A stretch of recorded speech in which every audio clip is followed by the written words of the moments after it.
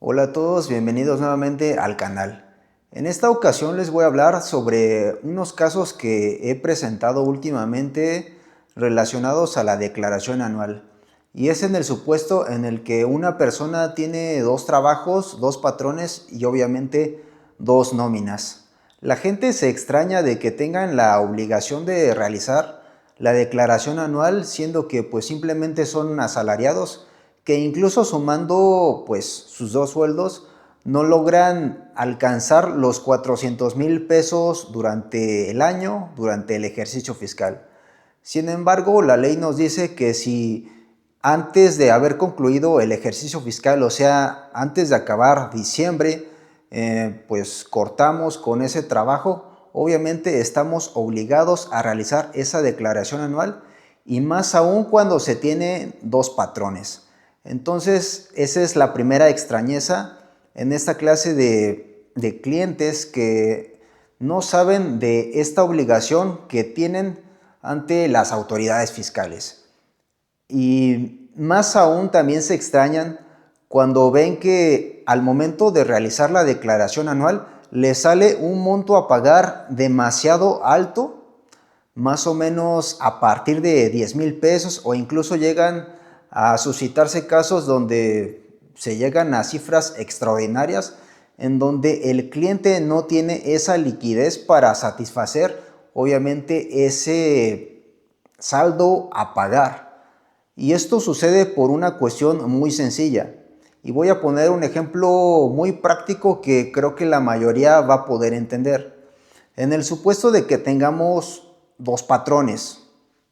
digamos un trabajo de 10,000 pesos de medio tiempo y otro trabajo de medio tiempo, pero en este el sueldo alcanza los 20,000 pesos. En dado caso, la retención que aproximadamente nos realizará por concepto de nómina, pongámosle un ejemplo, para el trabajo de los 10,000 pesos nos harán una retención de ISR de 1,000 pesos, por citar un ejemplo muy básico. Sin embargo, en el trabajo de los 20,000 pesos, igual nos hacen una retención del 10% aproximadamente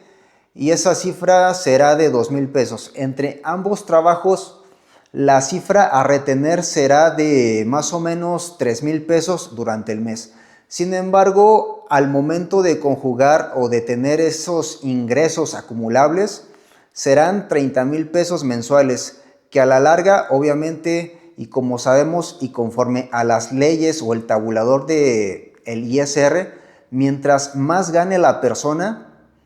obviamente la tasa de impuestos va a incrementar de igual manera. Y obviamente las retenciones en muchas ocasiones no van a ser un pago definitivo en estos casos. Se va a tener que usar un tabulador especial y conforme más ganas, obviamente más impuesto deberás de pagar. Y obviamente va a haber un cotejo de las sumas de las retenciones que en la mayoría de ocasiones cuando tienes dos patrones pues no van a satisfacer la demanda de impuestos total al final del año. Y es cuando la gente se sale asombrada de que tiene cantidades un poco altas a pagar,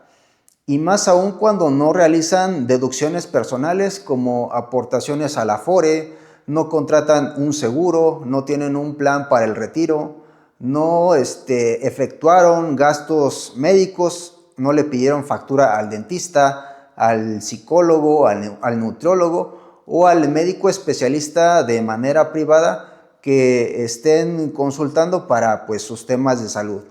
Ni tampoco facturaron sus lentes, sus análisis de laboratorio y demás deducciones personales que tenemos derecho para bajar nuestra base gravable. Y en el peor de los casos que vi ayer de una clienta que tampoco realizaba inversiones en bancos, ya sea a través de pagarés, de CETES y obviamente mucho menos otros instrumentos un poco más complejos como inversiones en bolsa o compra de fibras o ETFs. Prácticamente su dinero está a merced tanto de los impuestos, que la verdad fue un caso un poco triste, y también está a merced de la inflación, que también va comiendo ese dinero que está estancado ahí en el banco y que no está produciendo nada más de dinero más. Y aquí te tengo algunas estrategias que puedes adoptar para obviamente pagar menos impuestos para el siguiente año. Si tienes dos patrones, si tienes dos nóminas.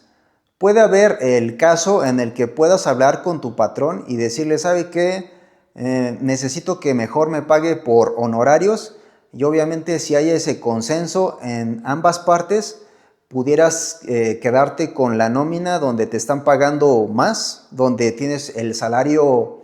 pues más alto, el salario diario integrado más alto, y quedarte con las prestaciones de ley y hablar con el segundo patrón y ver si hay la posibilidad de que puedas cambiarte al esquema de honorarios, en específico de reciclo, que es la tasa de impuestos más baja. Y obviamente ahí también acontecería una estrategia fiscal para obviamente bajar la base gravable en cuanto a cuestiones de IVA, para que puedas acreditarlo y el monto a pagar sea mínimo. Pero obviamente también tendrás que contar con el gasto del contador y obviamente algunas molestias como ciertas facturaciones para que el monto del IVA sea menor y que pagues lo menos posible, siendo que la actividad sea susceptible a este impuesto, que en muchos casos, por ejemplo, de maestros o de médicos,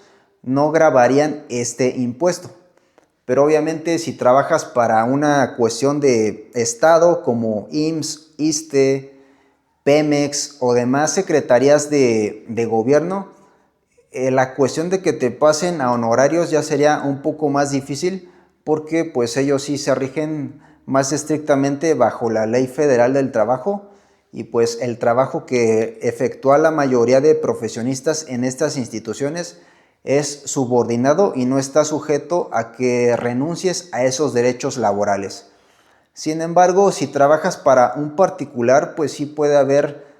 cierta mediación para que te puedas cambiar a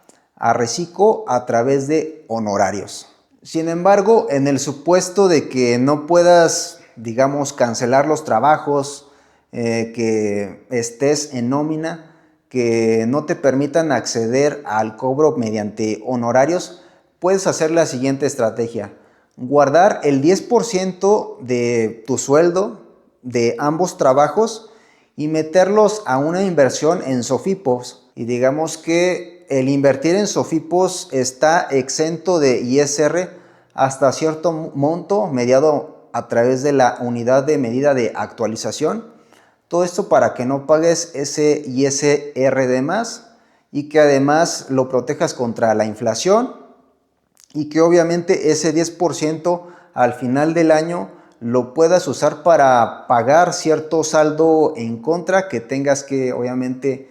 que efectuar para no tener un crédito fiscal con el SAT. Otra estrategia que puedes abordar para pagar menos impuestos es, como te lo mencionaba, tener deducciones personales a través de seguros de vida, seguros médicos,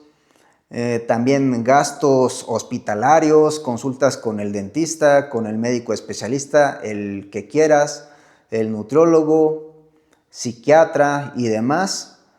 También puedes optar por realizarte análisis de laboratorio para ver cómo está tu sangre, y todos esos gastos son totalmente deducibles de impuestos siempre y cuando estén bien facturados y que sean pagados a través de medios electrónicos como transferencia bancaria o SPAY, CODI, y también pago con tarjeta de débito o crédito.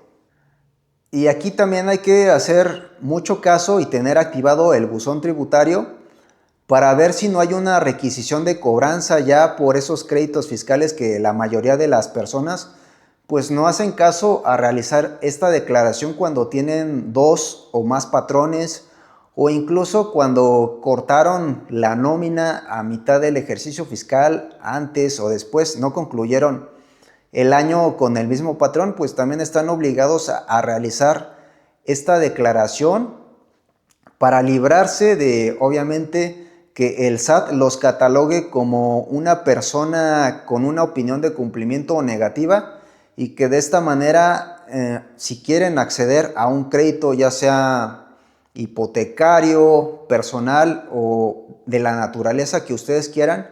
pues obviamente el banco o la entidad financiera que les preste este servicio financiero, pues se lo va a pensar dos veces una vez de que vean su opinión de cumplimiento y que no están al corriente con sus obligaciones con el SAT. Y también puede haber el caso de que, pues sabes qué, ya pasaron más de 5 años en donde el SAT no invitó al cliente, al contribuyente, a realizar sus declaraciones por este concepto, y puede que las obligaciones fiscales, cuando son más allá de 5 años,